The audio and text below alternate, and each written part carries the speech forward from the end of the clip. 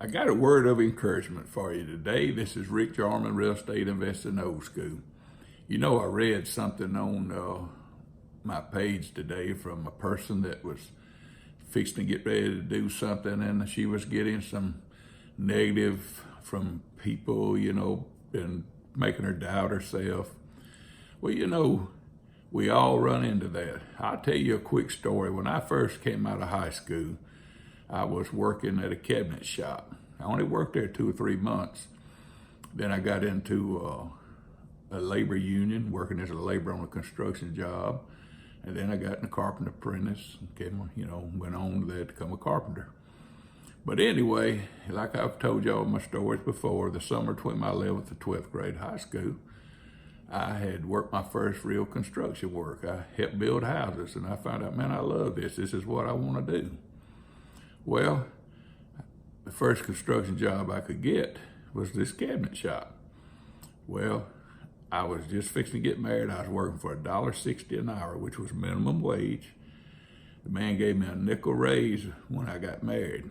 And like I said, we got married just probably a month after I got out of high school. So, I hadn't been there long. Well, anyway, what my story's about, we were on break one day. And, I'm just turned 18 years old, and I'm green as a cucumber, and I'm not thinking, and everybody's telling and talking about stuff. And I mentioned I was going to build houses one day.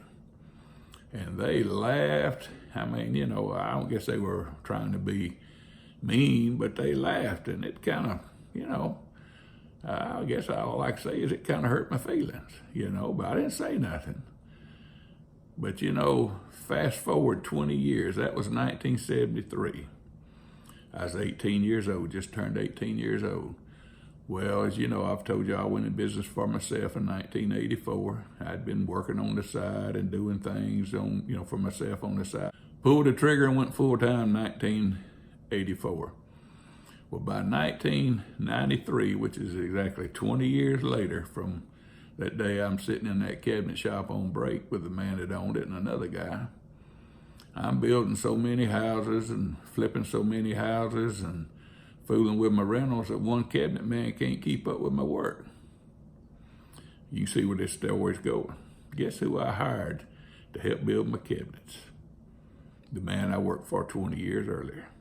Now, did I say anything about it? What he said that day? No. But I knew. Folks, you cannot listen to negative people trying to tell you can't do something. Now, I could have let that day say, okay, you're right, I can't build houses. I can't do that. I don't have any education. I don't have any money.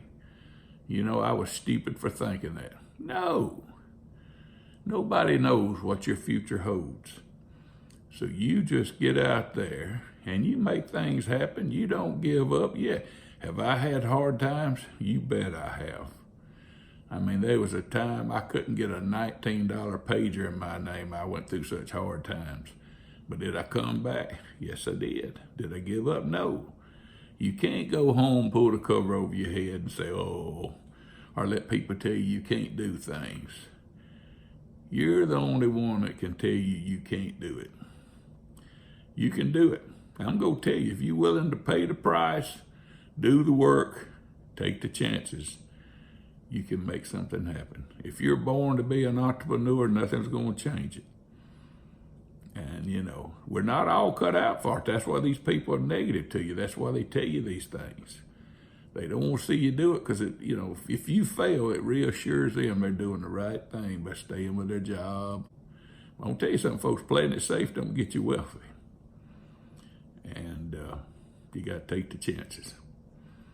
It's Rick Jarman, Real Estate Investing Old School. Been a little serious with you today, but I got it with that on my mind. After I read that, I felt like I need to record this. So y'all have a good day.